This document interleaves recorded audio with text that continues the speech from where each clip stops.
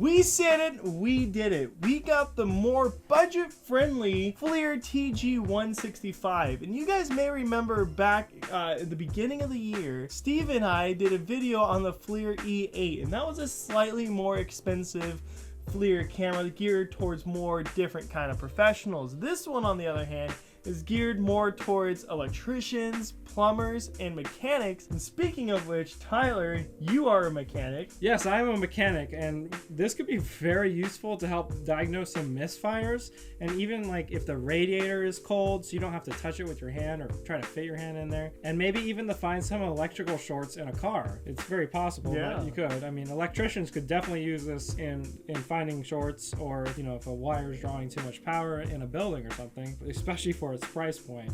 It's something that someone individual could buy. Yeah, and you can use it for your own personal use, your own diagnosis on your own car or in your own house or anything like that. So this thing has 80 by 60 resolution, and it has a temperature range of -13 Fahrenheit to 716 Fahrenheit. Although that is only in this single spot here.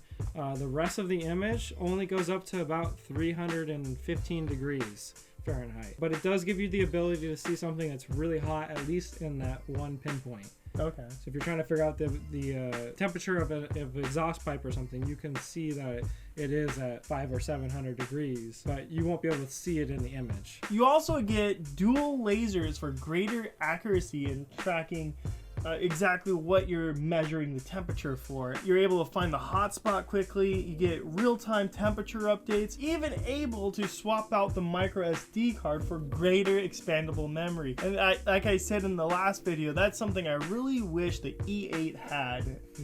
You know, just to be able to expand on that memory. It also has some other advanced features as well. So we will have the link in the description if you want to check it out. It's right around $350 on Amazon, and it's a pretty decent price for this. You know, that FLIR E8 was, what was it, $3,000? I think it's closer to $3,000. So this is definitely more of a price point of which a personal person could buy it. More wallet friendly. Yeah.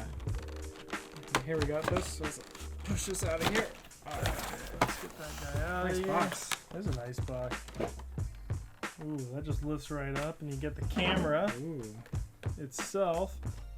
Oh wow, that's got a little bit of weight to it. That feels nice. Ooh. It looks a lot like the E8 too. It's kind of like a mini it's version a mini of it. version of the E8. I like that. What else do you get in this box here? Oh, you get fun stuff. You get a lanyard. Oh, that's nice. And some instructions. Lanyard for your hand, so you don't accidentally, drop it. Yeah. And okay. It's a bag full of goodies here. Oh wow. So here it looks like a micro USB to charge it. Yeah, with an adapter, and it even comes with just like the E8. It has all the different adapters. You can use the same brick to charge it, no matter where you live. Yeah, the country you live in, what adapter country. you need. So hopefully this thing comes charged. We'll peel these little protective covers off here. Ooh. And there's your two lasers. Oh, I see. And Yeah. the lens itself.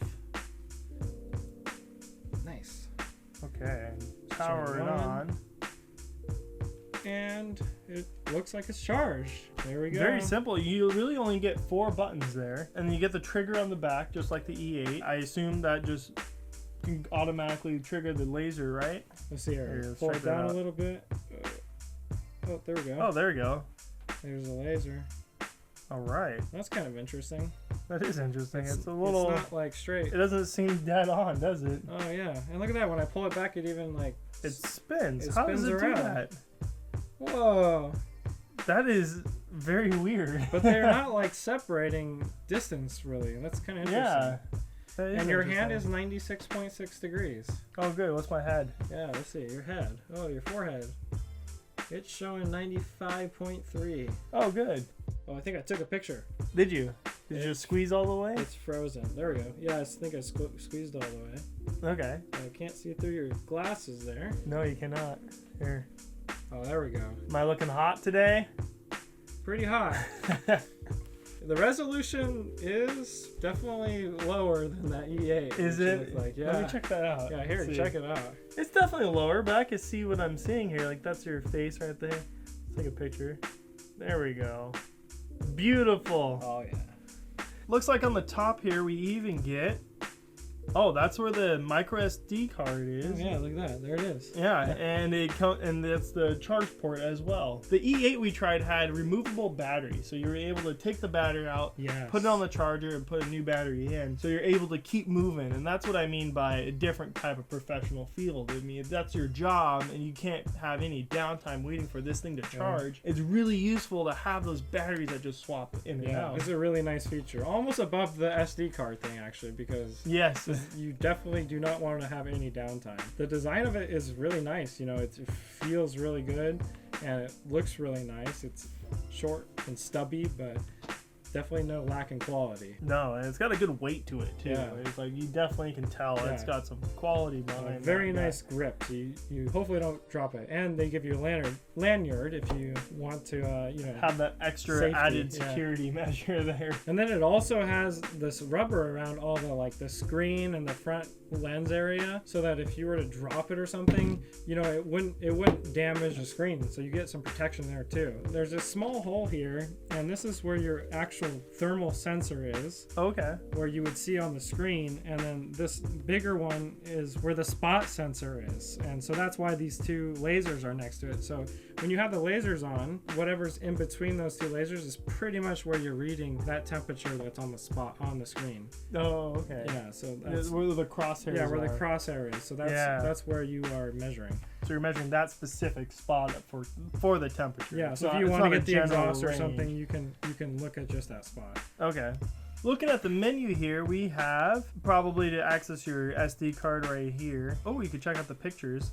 We don't have any at the moment. You can change the color palette as well. You can change the emissivity. You can choose whether or not to have the laser on and off. So you can actually turn that off in the settings if you don't want the laser. You can change it from Fahrenheit to Celsius. You can change whether or not you want the crosshairs in the image. If you just wanted that off, you can turn it off. It's nice. It has a auto power off feature as well, and right now it's set to 2 minutes. Date and time, and that's about it. Hey Tyler, check this out. When you activate the laser, don't shine in my eyes. Yeah, and you let go, it automatically takes a picture and it's asking you whether or not you want to save it. Save it or not. Okay. And I just lost that image because I didn't click save soon enough. But here, let's do my hand. Let go, and then I hit OK, and it saves it. That's how you save. Here, let me do your face again. So if you want to preview it, and you don't have to save the image.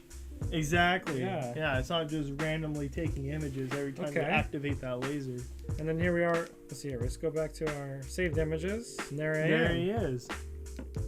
And there's your hand. All right, that's actually kind of cool. Yeah, it is a good feature. I like that. So I'm really liking this. I like the feel of it, and it looks really good. I mean, it seems to do what it's supposed to really good. And even the spot, the spot feature is really nice, because otherwise you wouldn't get that ability to see something that's 700 degrees. Right. Do you happen to have that E8 still around? I do. It's actually right here. So automatically you notice the size difference. I mean, it is huge in comparison, It's obviously a lot heavier too. Check that out.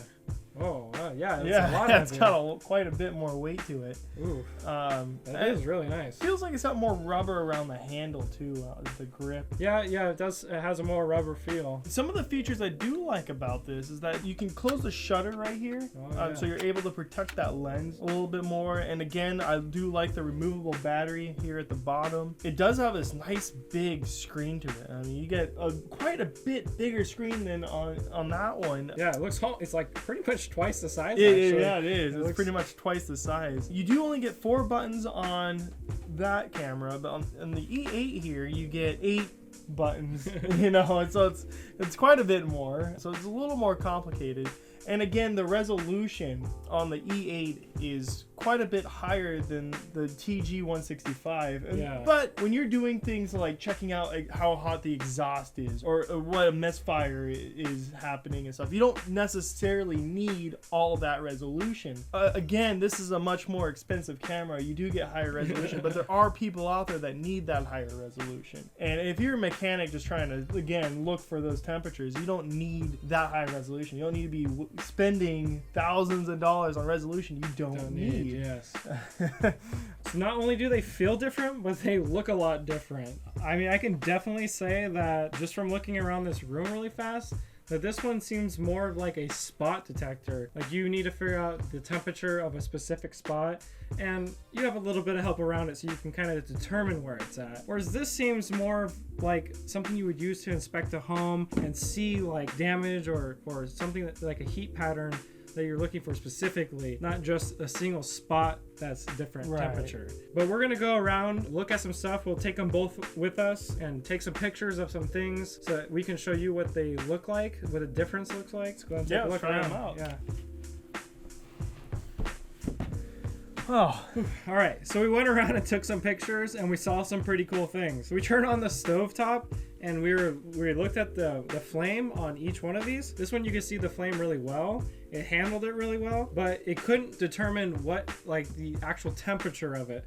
Whereas this one could see up to the 700 degrees that it was actually getting. You couldn't see it very well. The sensor kind of gave out in this one, and it was a little distorted, but it still showed it, and we got a better reading of it from this. And it was a good thing we walked around and checked some stuff out, because we also saw a water leak from my roof, and it was actually a lot easier to find and notice there was a problem with the camera. So right there is a good real world use as to why you use these. Yeah, and something like that looked a lot better in the E8 than it did on here. You could kind of see it on here, but you could definitely see it on the E8. Yeah, and that's an application where you need the more resolution to really figure out what was going on there. It was like he said, it was a lot harder to figure out where the leak was in this camera than it was in this camera.